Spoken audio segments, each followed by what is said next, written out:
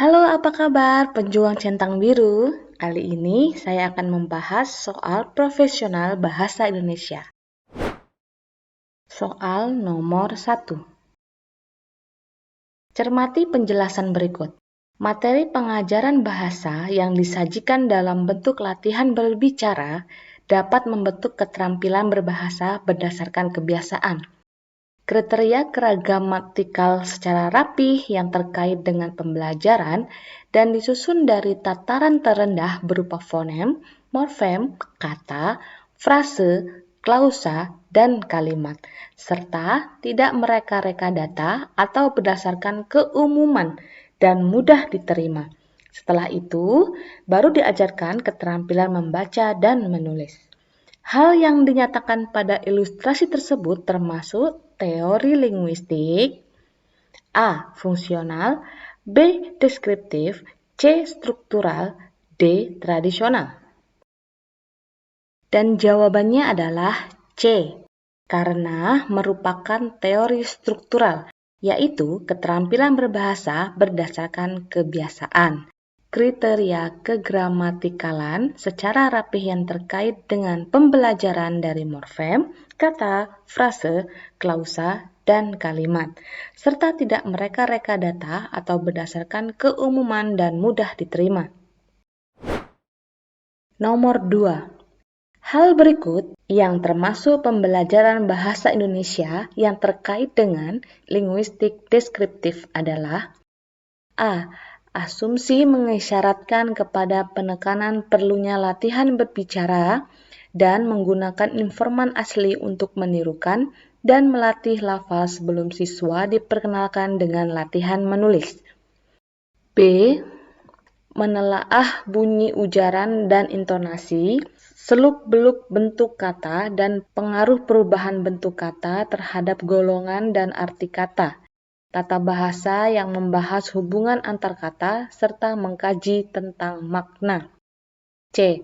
Berusaha menjelaskan susunan bahasa alamiah dari segi fungsionalnya, yaitu bahasa alamiah, relasi pada berbagai tingkatan susunan tata bahasa, dan sasaran keterpakaian berbagai aspek bahasa dan pemakaian bahasa. D. Menganalisis bahasa berdasarkan filsafat dan semantik, seperti pengertian, pengklasifikasian kata kerja, merupakan kata yang menyatakan perbuatan, tindakan, atau kejadian. Dan jawabannya adalah yang B, yaitu teori linguistik deskriptif. Nomor 3. Cermati kalimat berikut. 1. Perempuan itu ibu saya. 2. Dia perempuan yang bekerja di rumah sakit. 3. Penyampaian visi dan misi partai oleh perempuan itu sangat lantang. 4. Duh, dasar perempuan. 5. Apa bisa tenaga perempuan sepertimu ini mengangkat peti besi ini? Berdasarkan konteks kalimat yang diakibatkan peristiwa gramatik, kata perempuan pada contoh tersebut memiliki perbedaan dari segi semantik pada nomor A. 1 dan 2, B. 2 dan 3, C. 3 dan 4, D. 4 dan 5. Jawaban yang paling tepat adalah yang D, karena kata perempuan pada kalimat nomor 4 dan 5 memiliki rasa tidak baik atau negatif, berbeda dengan makna pada kalimat 1 dan 2, 3 yang hanya bermakna jenis kelamin yaitu perempuan atau wanita. Nomor 4. Cermati kalimat berikut. 1. Bukan hanya sopan santunnya yang disukai rekan-rekan di kantornya, melainkan juga jiwa sosialnya yang tinggi menjadikannya teladan mereka. Kalimat yang kedua, orang kaya itu bukan hanya menyukai barang-barang antik, tetapi juga mengoleksi uang-uang lama. Kalimat ketiga, peserta didik di provinsi itu tidak hanya menerima uang KJP, tetapi mereka juga mendapat pinjaman buku pelajaran. Kalimat nomor 4. Penyalahgunaan narkoba tidak hanya melanda orang dewasa, tetapi juga anak-anak di bawah umur. Kalimat korelatif yang benar terdapat pada nomor A. 1 dan 2, B. 1 dan 3, C. 2 dan 3, D. 2 dan 4. Dan jawabannya adalah yang B. 1 dan 3. Nomor 5. Cermati kalimat berikut. Kalimat pertama, Basuki Abdullah berkampung di Surakarta, Jawa Tengah. 2. Basuki Abdullah merupakan salah satu maestro pelukis Indonesia. Kalimat yang ketiga, dia menggunakan aliran naturalisme. Kalimat yang keempat, lukisan Basuki Abdullah berobjek orang. Kalimat berpelengkap terdapat pada kalimat yang bernomor. Jawabannya adalah yang D, karena yang berpelengkap terdapat pada kalimat yang bernomor 2 dan 4 dan memiliki ciri-ciri kalimat tidak dapat dipasifkan. Pada umumnya, predikatnya berimbuhan ber, beran, berkan, dan kean. Nomor 6. Cermati kalimat berikut. Adik saya yang baru datang dari Amerika sedang mempelajari bahasa Indonesia yang digunakan sehari-hari. Inti kalimat tersebut adalah A. Adik saya baru datang dari Amerika. B. Dia mempelajari bahasa sehari-hari. C. Adik mempelajari bahasa Indonesia. D. Dia sedang mempelajari bahasa. Dan jawabannya adalah yang C, karena di dalam kalimat itu sudah ada inti kalimatnya, yaitu subjek dan predikat. Dan di soal ini ditambah dengan objek. Nomor 7. Cermati penggalan kalimat berikut. 1. Paling modern yang di Beograd. Nomor 2. Museum-museum angkatan perang yang telah saya lihat di Eropa Barat itu. Nomor 3, jika. Nomor 4, dibandingkan dengan museum-museum angkatan perang yang juga pernah saya lihat di Beograd.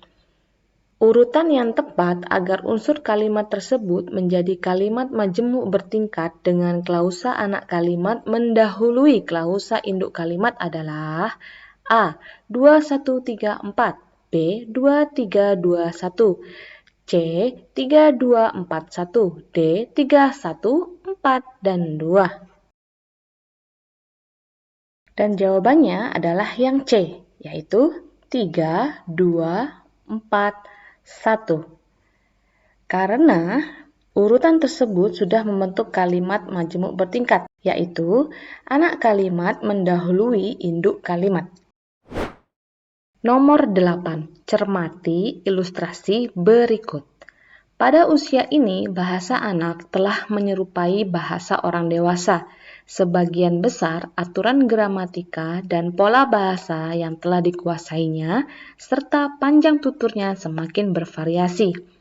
Anak telah mampu menggunakan bahasa dalam berbagai cara untuk berbagai keperluan, termasuk bercanda atau menghibur.